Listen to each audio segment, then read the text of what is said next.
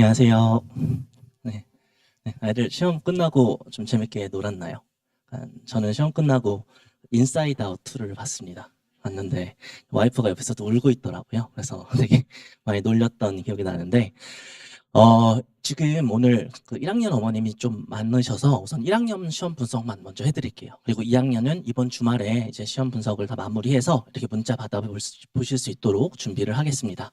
한데 보고 2학년 시험도 이번에 좀 특징 있는 부분이 있어서 그 부분 이제 분석 내용 한번 읽어보시면 좋을 것 같고요. 1학년 이제 좀 위주로 이번에 말씀드릴게요.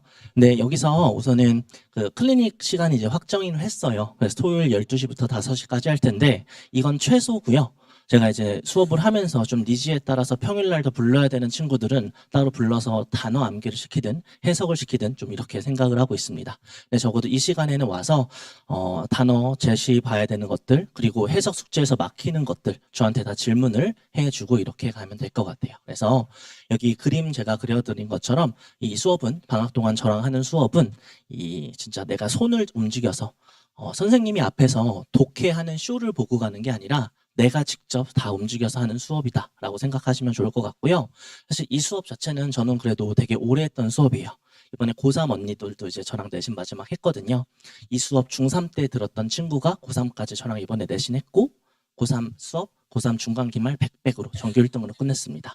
분명히 도움이 되는 수업이다라고 생각을 하고요.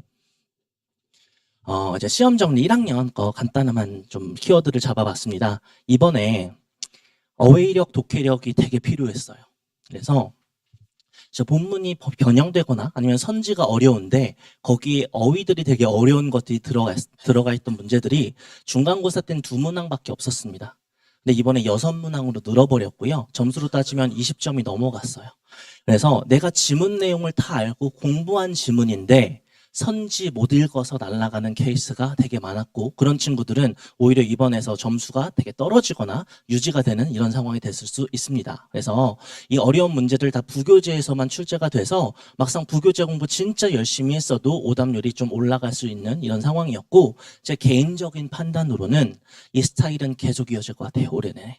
그러니까 선생님 입장에 봤을 때는 굉장히 지금 만족스러운 어떤 스타일의 문제인 것 같거든요. 왜냐하면 결국 실력이 있는 친구들과 없는 친구들이 변별이 아주 잘 되고 있어요. 제가 느끼기에는. 그래서 이번 시험 같은 경우는 기본 영어 실력이 없을 때는 정말 조금 어렵게 느껴질 수 있고 반대로 내가 독해 좀 친다, 어휘 좀 많이 외웠다 하는 친구들은 되게 술술 풀렸던 이런 문제가 많았습니다. 그리고 어법 문제 비중인데요. 중간고사랑 마찬가지로 7문항 약 23% 나왔습니다. 절대 적은 부분이 아니고요. 그리고 출제 그 범위를 보시면 부교재, 교과서, 모의고사에서 고루고루 나왔어요. 그러니까 결국 모의고사도 내가 공부를 어느 정도 딥하게 하지 않는다면 결국은 킬러 문제에서 날아갈 수 있는 이런 문제였고요.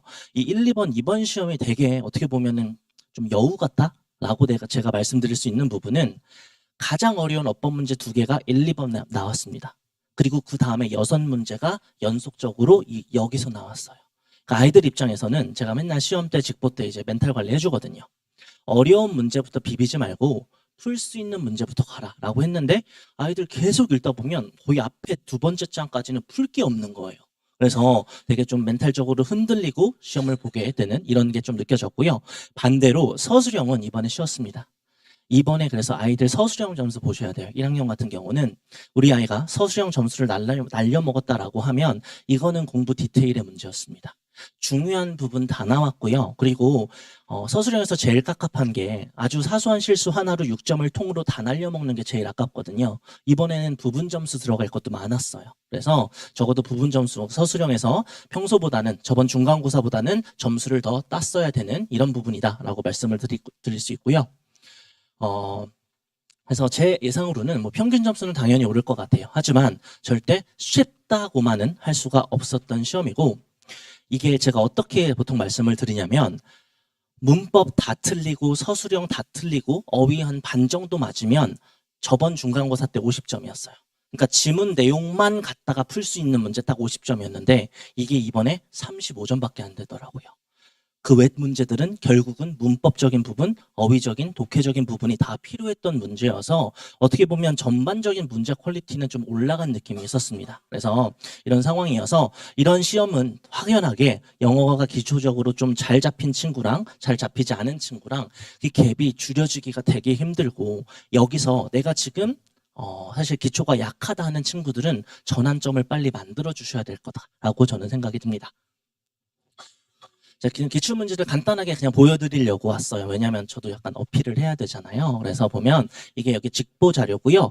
여기 T라고 적혀져 있는 게 뭐냐면 학교 선생님께서 말씀하신 거예요. 이걸 어떻게 할 수 있냐면 제가 아이들 필기를 다 읽습니다. 다 읽어보고 이번에도 한 이 정도 읽었던 것 같아요.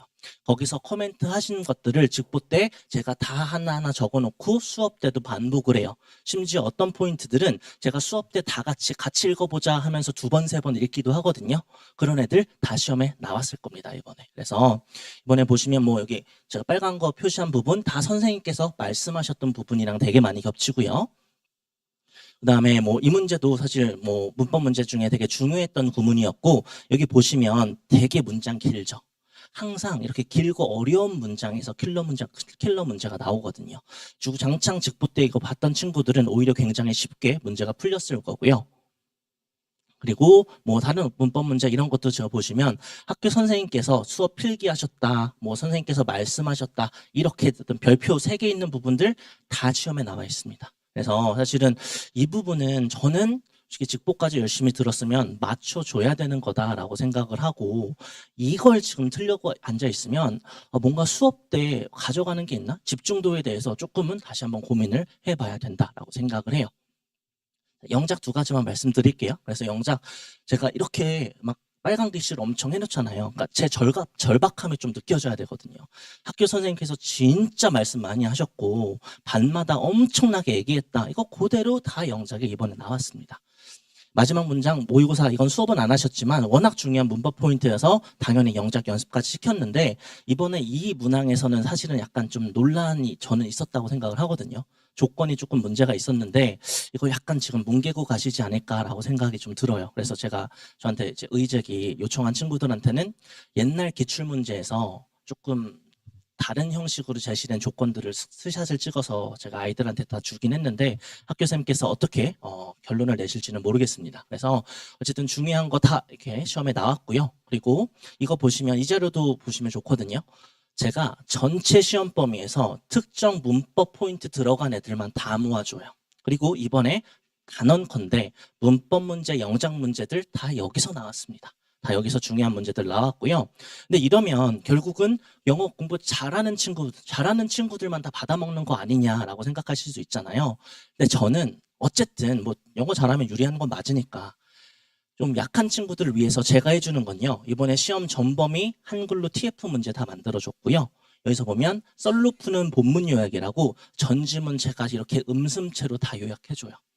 그래서 적어도 이거 2-3번이라도 읽고 간 친구들은 시험에서 이 지문 뭔 소리인지 모르겠는데 라는 소리는 안 나옵니다. 그래서 이렇게 이번에 내신 대비를 좀 시켰다라고 말씀을 드리고요.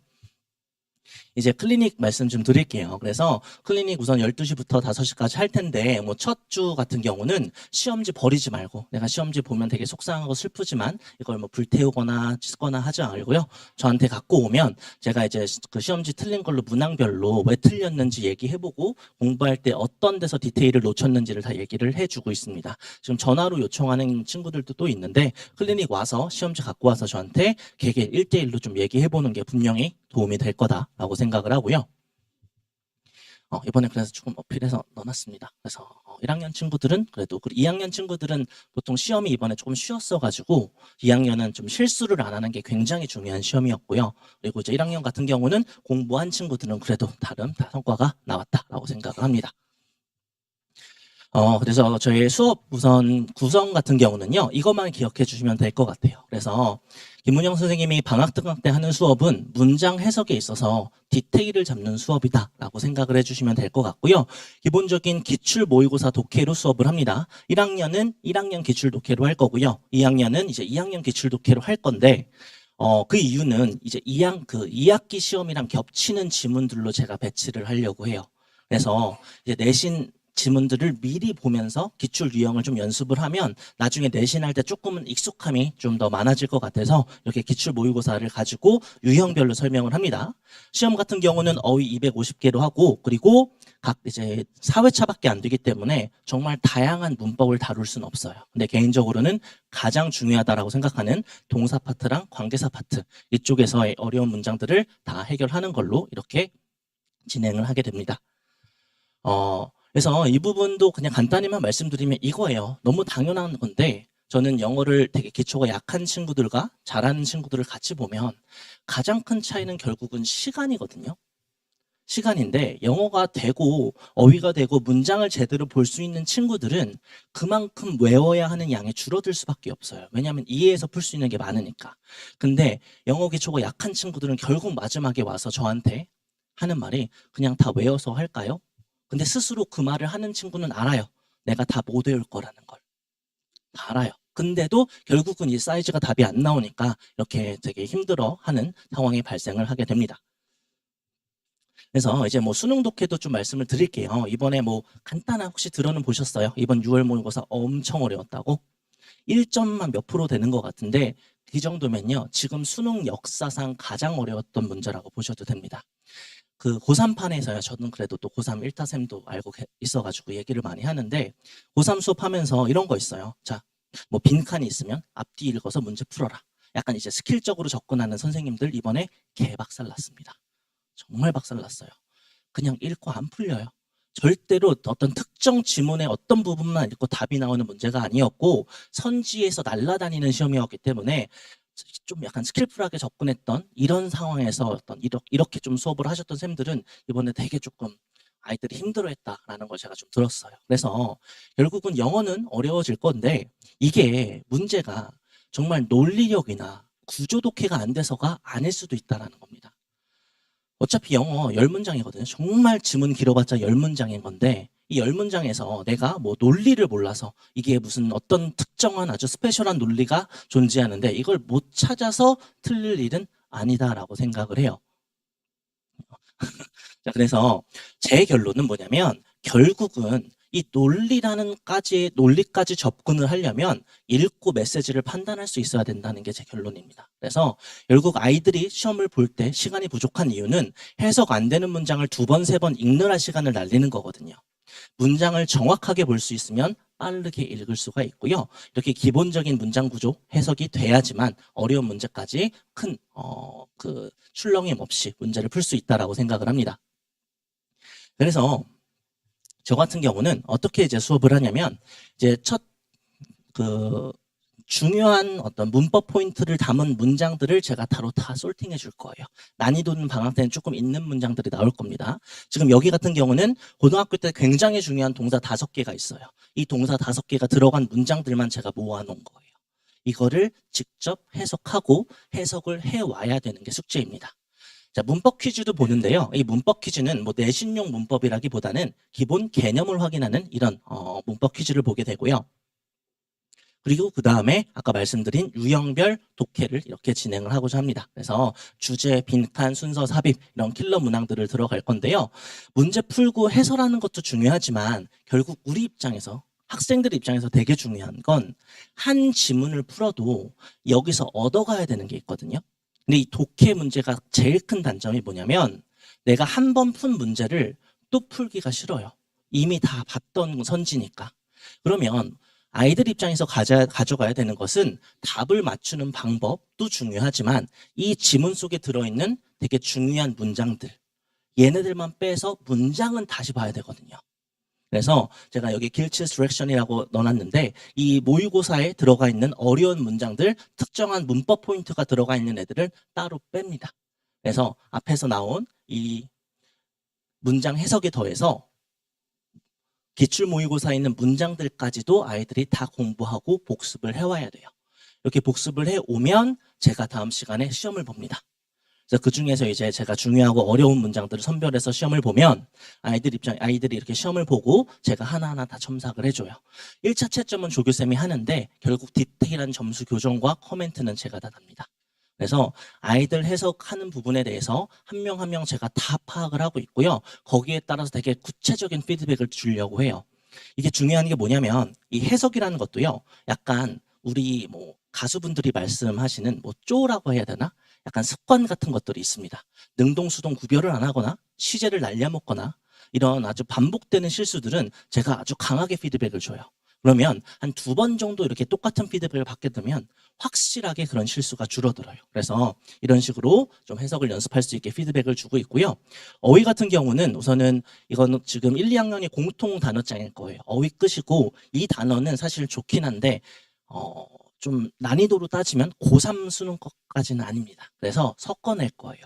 그래서 어휘 끝 수능편에 있는 조금 더 어려운 어휘들과 지금 내신에 필요한 어휘들을 제가 섞어서 매주 250개씩 외우게 할 겁니다. 그래서 매주 이렇게 시험을 봐서 이제 가능하면 클리닉까지 와서 제 시험까지 통과를 해줘야 되는 거고요.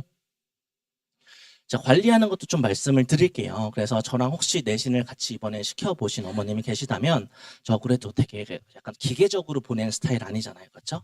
매주 정말 어떤 게 수업이 나갔는지도 더 말씀드리지만 아이들이 숙제를 했는지 안 했는지 시험 점수는 어떤지 평균은 어떤지 제가 정말 다 계산하고 보내는 거거든요. 그래서 방학 동안도 당연히 숙제가 잘 됐다, 잘 되지 못했다. 제가 숙제 완성도도 따로 공식을 만들어요.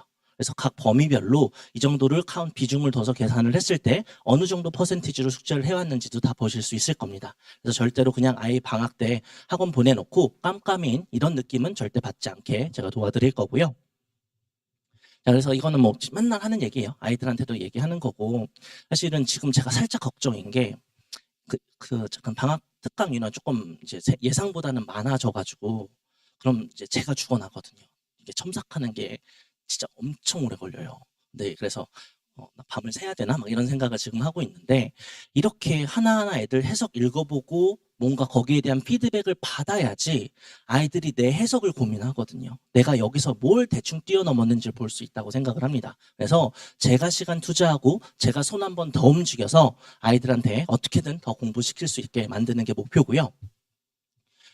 그리고 이제 이 부분은 사실 뭐 뻔한 이야기여서 그냥 간단하게만 읽어보시면 될 것 같아요. 근데 제가 마무리를 뭘로 좀 말씀을 드리고 싶냐면 이거거든요. 이제 어머니께 개별로 상담 드릴 때도 말씀드리는 내용인데 그 아이들이 당연히 뭐 1등급, 2등급 받으면 좋거든요.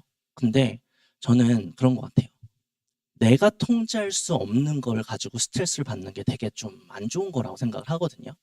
내가 아무리 열심히 공부를 해도 내 친구들이 나보다 더 공부하면 어떻게 보면 등급은 안 나오는 거잖아요.